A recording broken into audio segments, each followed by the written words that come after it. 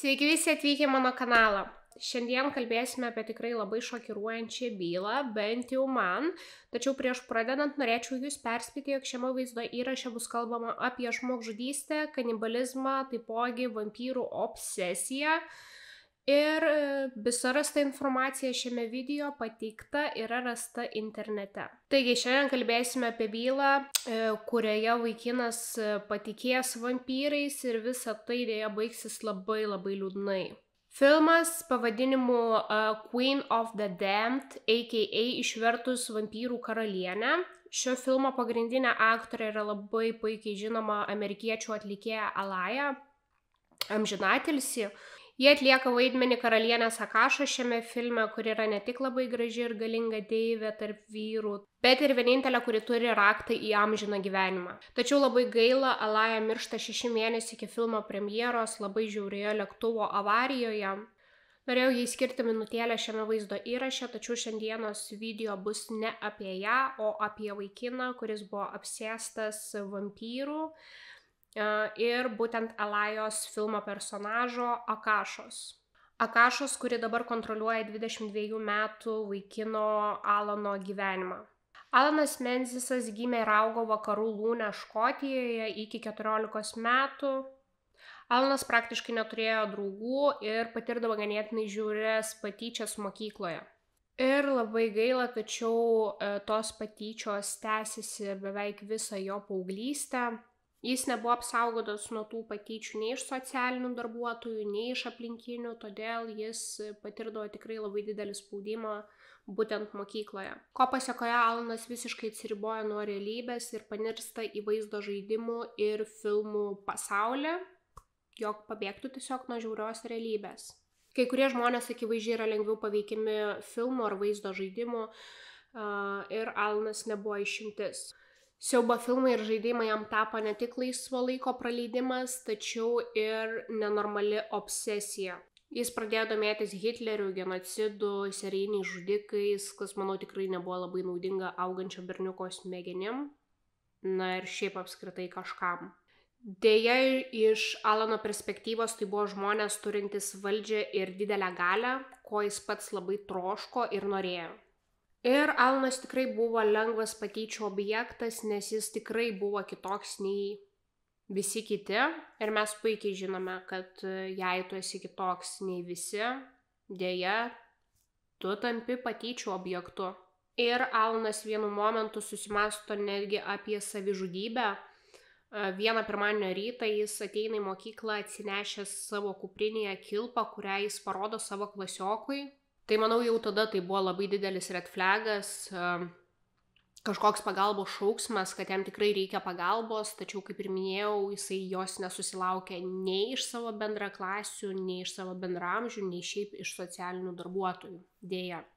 Tačiau vieną dieną Alano galvoje kažkas va taip atsvičina ir jis nusprendžia, kad jis nebenori būti užgauliojamas ir jisai nori pastovėti už save.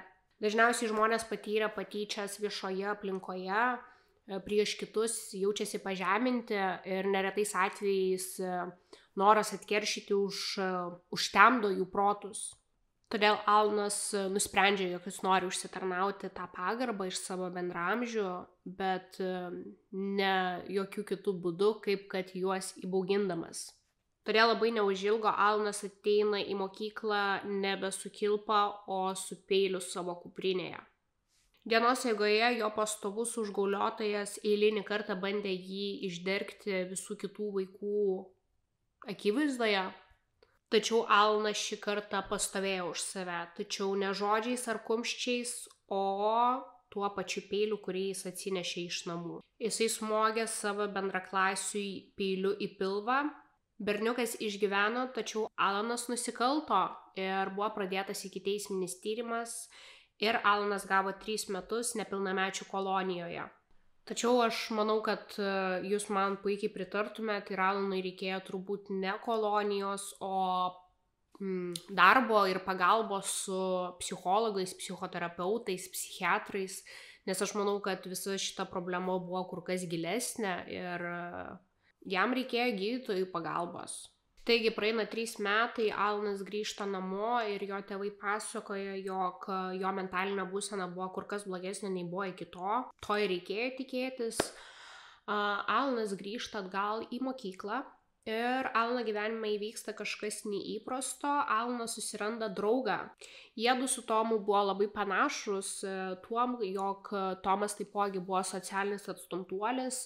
Jisai žymiai mieliau rinkdavosi vienatvę, video žaidimus ir filmus. Taipogi jiems abiems buvo po 17. Ir svarbiausia tai, jog Tomui visiškai nerūpėjo Alano praeitis. Todėl nuo tos dienos, kada jie susipažino, jie tapo tiesiog neišskiriami ir geriausiais draugais. Vieną vakarą niekuom neišsiskirianti nuo kitų, jiedu žaidė video žaidimus, kai Tomas Alanui pasiūlė pasižiūrėti vieną filmą. Taip, tą patį filmą, Queen of the Damned. Alanas sutiko, tačiau nežinojo, jog šitas filmas pakeis jo gyvenimą galutinai.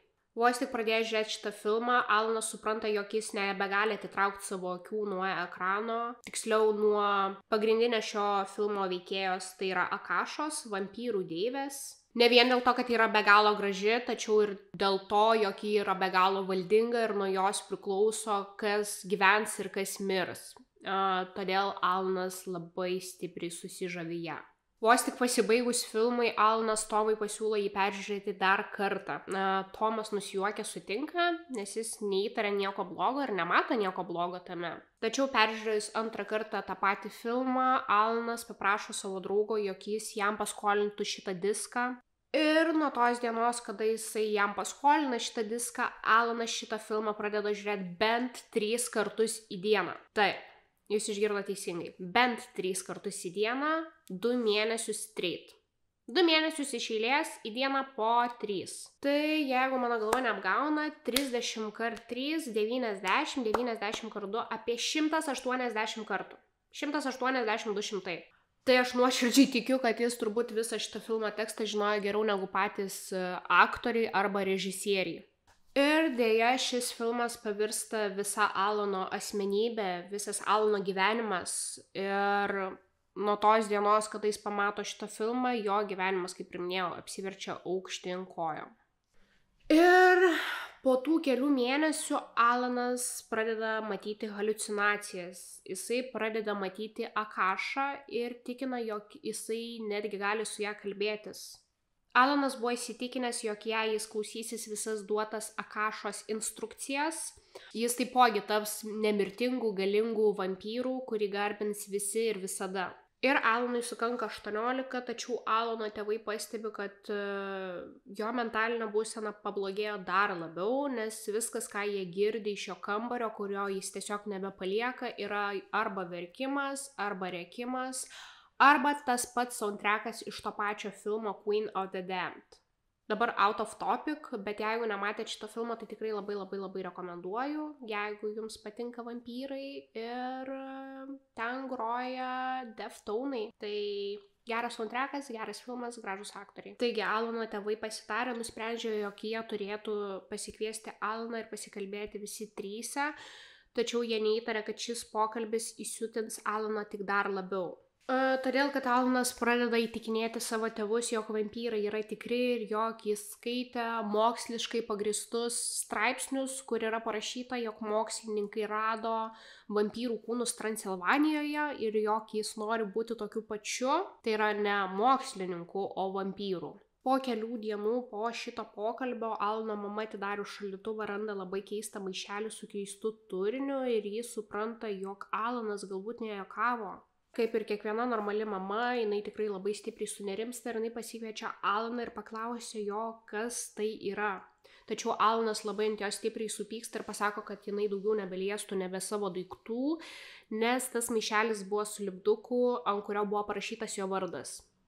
Ir šiame maišelyje buvo jautienos kepenys su krauju. Jis norėjo suvalgyti kepenis ir išgerti tą kraują. Ir jis akivaizdžiai norėjo tai parodyti savo tėvams, padėdamas tą maišelį tiesiog į bendrą šaldytuvą. Ta pačią naktį Alanas pasimeta jau tarp realybės ir savo iliuzijų, nes miego metu jį aplanko Akasha ir su juo pradeda kalbėtis. Pasak jo, jam duoda galimybę būti su ją ir tapti galingiausiu nemirtingu vampyru su sąlyga, jeigu jisai nužudys kažką ir išgers savo aukos kraują. Taip įrodydamas, jog jis yra vertas būti su ją ir tapti vampyru. Ir mes turime nepamiršti, jog Alanui sukako vos 18, visai nesenai jisai buvo dar paaugliu ir tai yra jo pirmoji meilė, nors tai yra tiesiog fictional character, bet ok, whatever. Ir Alanas tikrai yra labai stipriai įsimylėjęs Akašą, todėl jisai padarys viską dėl jos. Netgi nužudys žmogų ir išgers jo kraują. Tačiau kyla viena problema, kasgi bus ta auka. Nes kai žmonės saviizoliuoja nuo išorinio pasaulio, jie dažniausiai susikūrė savąjį ir būna tiesiog jame, savo komforto zonoje. Taip ir padarė Alanas. Realiai šiuo momentu, kas galėjo galbūt įkrėsti jam kažkiek proto apart Akašos ir jį paprotinti, tai galėjo būti Tomas. Pasikvietus Alanui Tomą į svečius, jisai jam pasiūlo peržiūrėti dar kartą tą patį filmą. Bet Tomas nebejaučia tokio pačio susidomėjimo, kaip kad jaučia Alanas ant šito filmo. Nors ir Tomas buvo tas, kuris parodė jam šį filmą, tačiau jis neturėjo kažkokios tai nenormalios obsesijos, kaip kad turėjo Alanas. Tačiau Alanas vis tiek nusprendžia įjungti šitą filmą ir Tomas pradeda su juo jį žiūrėti.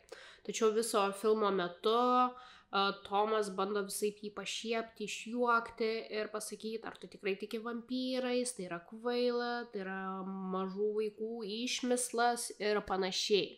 Tačiau kas labiausiai supykdo Alaną būtent tuo momentu, tai kada Tomas kažką negražaus pasako ant jo Akašos ir visa tai išsirutulioja į ganėtinai didelį konfliktą ir tuomet Alanas pradeda Tomą vyti lauk iš savo namų. Tomas atsistoja ir eina durų link, Alanas lieka sėdėti ant sofos, tačiau jo vis dar nepalieka ta mintis, jog jis įžeidė jo karalienę Akašą. Nes mes turim nepamiršti, jog jis nuoširdžiai tikėjo, jog visa tai yra tikra ir jog Akaša yra tikra ir jisai kada nors bus su ją. Kaip jis gali leisti savo geriausiam draugui įžeidinėti savo gyvenimo meilę? Alanas šukteli Tomui, jog jis nebenori jo niekada daugiau gyvenimo matyti ir jo noras išsipildo. Nes dėja, bet Tomo po šito vakaro niekas daugiau nebemato. Tomo tėvai pradeda labai nerimauti, kai jisai negrįžta iki kitos dienos ryto, nes jam tikrai tai būdavo labai nebūdinga. Dažniausiai jisai grįždavo tos pačios dienos vakarą, bet šį kartą taip neįvyko. Tad jie kreipiasi į policiją ir praneša apie savo sūnaus dingimą, tačiau pabrėžia, jog paskutinį kartą jie žino, jog jisai lankėsi savo geriausio draugo namuose, tai yra pas Alaną. Kadangi Tomas neturėjo jokių kitų draugų, tai buvo ganėtinai logiška, jog pirma policijos stotelė tai buvo Alano Menziso namai. Policininkai pasakojo, jog nepastebėjo nieko įtartino kalbėdami su Alanu. Alanas nenuslepia fakto, jog jie turėjo konfliktą, tačiau jis pabrėžė, jog tai nebuvo nieko rimto ir tiesiog jie išsiskyrė skirtingais keliais tą vakarą. Ir jisai nežino, kur jisai išėjo ir nieko daugiau apie jį nebegirdėjo. Policija tuo momentu Alanu patikėjo ir tiesiog paprašė, jog jei jis sužinotų kokią nors informaciją, jiems tiesiog praneštų. Nes realiai tuo momentu Tomas buvo dingęs vos kelias dienas ir jie tikėjosi geriausio ir galvojo, jog jisai gali atsirasti bet kurią sekundę. Kadangi, kaip ir minėjau, Tomas neturėjo nei kažkokių draugų, nei pažįstamų, todėl niekas neįtarė, kad jam galėjo kažkas blogo įvykti tokio, kaip kad žmogžudystė, tai tikrai. Todėl šiuo momentu tyrimas buvo laikomas kaip dingusio ieškomo žmogaus. Tačiau netrukus po policijos apsilankimo Alanas pradeda elgtis kur kas keisčiau nei elgėsi iki to. Tad Alano tėvas sunerimęs užeina į jo kambarį, norėdamas paklausti, ar viskas yra gerai, tačiau vos tik užėjęs į jo miegamąjį, jisai pastebi labai didelę kraujo žymę ant kiliminės dangos. Ir tuomet jisai paklausė, iš kur yra ši dėmė, tačiau Alanas nepasimetęs labai greitai atsako, jog ant dienų jisai labai giliai įsipjovė į pirštą. Ir jo tėvas patikė, nes tuo momentu jam tai netrodė įtartina. Tačiau aš nežinau, kaip tai galėjo atrodyti neįtartinai, kai tu užeini į savo sūnaus kambarį, jo geriausias draugas yra ieškomas, dingęs ir tu pamatai ant jo kiliminės dangos didžiausią kraujo dėmę. Bet okei. Kitą dieną Alanas apsipirkinėdamas prekybos centre sutinka savo dingusio draugo mamą ir jisai paklausė labai keisto dodži klausimo, tokio kaip kad ar šitas baliklis gerai pašalintų kraujo dėmes. Tomo mama pasakoja, jog tuo momentu jinai tikrai labai sunerimo ir viduje pajautė pavojaus signalą, tačiau jinai tikėjosi geriausio ir bandė nustumti blogas mintis tiesiog iš šono, nes jinai matė Alaną kaip labai gerą berniuką, drovų. Ir ji jam tiesiog atsakė, jog taip, šitas baliklis turėtų pašalinti kraujo dėmes. Tačiau aš labai džiaugiuosi, jog vos tik išėjus iš parduotuvės ji vis dėlto, kad ir dvejojo, jį vis tiek paskambino į policiją ir pranešė jiems apie šį pokalbį su Alanu. Ir policija pradeda tikrai įtarinėti, jog Alanas galbūt nėra toks nekaltas avinėlis, kaip atrodo. Giliau pasikapstę tarp archyvų jie randa dokumentus apie tą patį incidentą prieš 4 metus, kur Alanas sužalojo savo bendraklasį peiliu. Tad policija nusprendžia aplankyti Alaną dar kartą ir užduoti jam dar porą klausimų. Tačiau jie neišgirsta nieko naujo, Alanas laikosi tos pačios istorijos, jog jie tai buvo apsipykę su Tomu, tačiau tai nebuvo nieko rimto ir po konflikto jis tiesiog paliko jo namus. Tačiau šį kartą anaip praeitojo jie jaučia, jog Alanas kažko nedapasakoja, tad jie nusprendžia apieškoti jo kiemą ir šalia esantį miškelį, kuriame jie randa kai ką. Tas kažkas tai buvo pora kelnių ir krauju permirkusi maikė. Tad jie pasiėma šiuos drabužius į laboratoriją, kad ištirtų juos. Ir dėja jų baisiausi spėjimai pasitvirtina, nes atsakymas atkeliauja teigiamas, tai buvo Tomo kraujas. Ir šie rūbai buvo rasti prie Tomo namų, šalia esančiame miškelyje, todėl policija pasilieka prie Alano kaip prie pagrindinio įtariamojo. Ir tyrimas pasikeičia iš dingusio žmogaus į žmogžudystę, tačiau yra viena problema. Policija neturi kūno. Gal jie ir turi rūbus, krūvinus rūbus, tačiau be kūno jie negali aspektuoti šių įkalčių teismo procese. Tad jų pagrindinis tikslas šiuo momentu yra rasti kūną, jog Tomas gautų savo teisingumą. Net ir pateikus Alanui visus įkalčius, jis vis tiek neigia bet kokią savo kaltę visame kame. Bet kartais poelgiai kalba garsiau nei žodžiai, nes kitą dieną po to, kai Alanas sužinojo, jog jie rado Tomo krūvinus rūbus, jisai atsiranda ligoninėje, nes jisai bandė perdozuoti nuo vaistų. Net ir apsvaigusioje būsenoje nuo vaistų jisai vis tiek nepripažįsta savo jokios kalties. Tačiau šis tyrimas įgauna visą naują prasmę, todėl jog po 5 savaičių Tomo dingimo jo kūnas yra randamas tame pačiame miškelyje negiliame kape. Jaunuolio kūnas atitinka MC Kendricko aprašymą, tačiau dėl irimo eigos tai buvo sunku pasakyti vizualiai, ar tai 100% Tomas. Tad ištyrus ir gavus atsakymą, vis dėlto jų baisiausi spėjimai pasitvirtina ir tai yra tikrai Tomo kūnas. Skrodimas parodo, jog jisai turėjo bent 40 durtinių žaizdų, kas tai buvo akivaizdžiai perteklinis nužudymas. Ir tai reiškia tik tai vieną. Perteklinis nužudymas, tai reiškia overkill, dažniausiai yra nuo artimų žmonių, kurie laiko kažkokį asmeninį pyktį ant aukos. Kaip kad galbūt laikė jo draugas Alanas. Apart visų šių durtinių žaizdų, jo kaukolė buvo įskilusi nuo daugybės smūgių. Nors jie ir neturėjo 100% įrodymų, jog tai buvo būtent Alanas, tačiau jie gauna leidimą jį sulaikyti. Alanui supratus, kad jis yra sulaikytas ir jam tiesiog nėra kur dėtis, jisai pradeda pasakoti visai kitą istoriją. Esą jis matė visokiausias vizijas, vampyrus ir jisai labai netrukus turi tapti nemirtingų vampyrų, nes jis paaukojo kažkieno kūną karalieniai Akašai. Ir Alanas pradeda pasakoti visas detalės, kaip jisai nužudė savo geriausią draugą Tomą MC Kendricką. Ir viskas įvyko gruodžio 11 dieną 2002 metų vakarą. Tai, kaip ir žinome, jiedu pradėjo žiūrėti šitą filmą ir Tomas jį išjuokė ir pasakė, jog šis filmas yra kvailas. Tačiau Alano paskutinis lašas buvo tada, kada Tomas jo paklausė: nejaugi tu tikrai tiki vampyrais? Ir jo, tai turbūt tikrai buvo didžiausias trigeris, nes tai buvo jo vienintelis draugas, geriausias draugas, kuris pats jam parodė šitą filmą ir galų gale jį išjuokė kaip visi kiti. Kai Tomas atsistoja ir eina durų link, Alanas vėl pamato haliucinacijas, kuriuose stovi Akaša ir jam pasako, jog Tomas turi būti jo auka ir jisai negali leisti jam įžeidinėti jos, savęs pačio ir visų kitų vampyrų. Tad Alanas staiga atsistoja, čiumpa virtuvinį peilį ir bėga Tomo link. Ir jį vėl eilinį kartą užvaldo impulsyvios mintis, kaip kad buvo užvaldžiusios 4 metus atgal. Pasivijus Tomą, jisai pradeda jį badyti peiliu dar kartą į veidą, kaklą ir pečius. Tačiau Tomui pavyksta išsiplėšti iš Alano glėbio ir jisai nubėga į 2. aukštą. Tačiau labai gaila, jisai nesugeba uždaryti iki galo durų, nes Alanas jį pasivyja ir įbėga kartu su juo į jo miegamąjį. Alanas net nedavė savo draugui progos savęs išgelbėti ir jo planas buvo akivaizdžiai šiandien kažkam atimti gyvybę. Jis to siekia. Ir dėja labai gaila, Tomas paskutinės savo gyvenimo sekundės praleidžia būtent Alano miegamajame, kai Alanas čiumpa šalia esantį plaktuką ir pradeda juo trankyti Tomo galvą.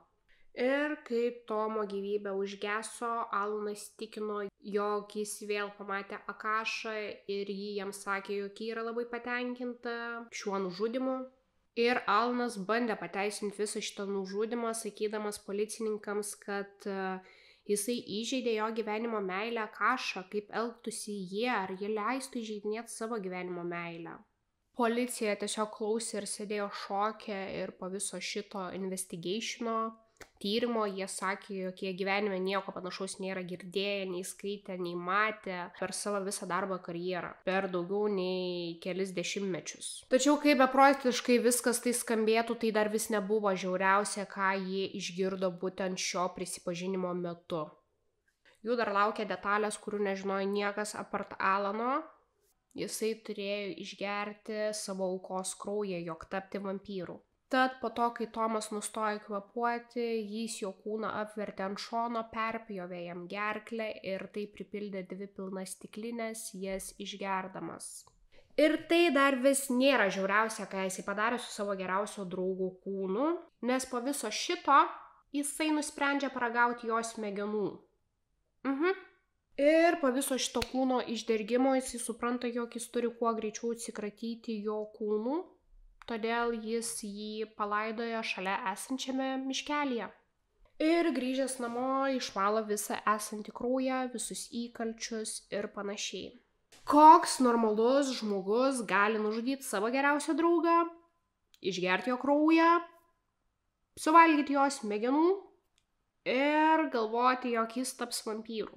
Tai manau, čia daug komentuoti nieko nereikia. Mes visi puikiai suprantam, kad jam tikrai su galva buvo kažkas negerai. Ir, kaip ir minėjau, jam tikrai reikėjo gydymo.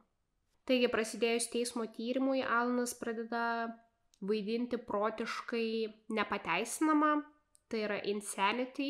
Ir visi tyrimo metu dalyvavę žmonės tikrai sakė, jog tai buvo labai sudėtinga nuspręsti, ar jis tikrai buvo protiškai nepateisinamas, ar vis dėlto jisai bandė išbėgti kalėjimo. Nors ir teismo proceso metu jisai darė labai daug keistų dalykų, kaip kad siųsdamas tėvams namo laiškus, jis juos pasirašinėdavo ne kaip Alanas, o kaip vamp, tai yra vampyrų. Taipogi jisai tikino visus, jog vos tik išėjęs jis vėl pradės žudyti. Tačiau teisėjo visos šitos jo manipulacijos tiesiog jo neįtikino ir jisai buvo įsitikinęs, jog jis tiesiog yra sociopatas. Tad sprendimas buvo priimtas ir Alanas buvo pripažintas kaltu. Jisai puikiai galėjo skirti, kas yra gerai, kas yra blogai, kas yra teisinga, kas yra neteisinga. Ir Alanas buvo nuteistas kalėti iki gyvos galvos. Tačiau praėjus vos 1 metams Alanas nusižudo už groto ribų. Tačiau atsiminkime, jei jis nuoširdžiai būtų tikėjęs tuom, kad jis yra vampyras, jisai tikrai nebūtų nusižudęs. Žino dėl ko? Ogi dėl to, kad vampyrai yra nemirtingi. Ir gyvenam žinai.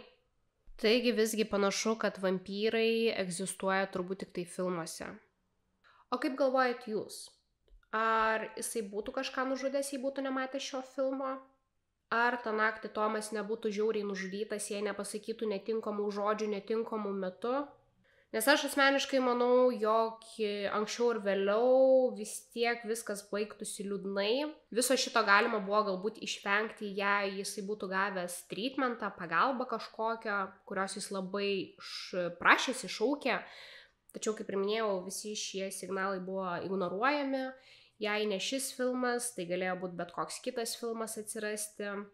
Ir jo, aš manau, jog jame tūnojo visą gyvenimą kažkas. Taigi šiandienos video ties čia ir baigsiu. Ačiū, kad šiandien buvote su manimi ir skiriate savo brangaus laiko. Bet koks jūsų suportas man labai daug reiškia. Komentaras, laikas, šėras ir panašiai. Ir susitiksime kitame video. Ate!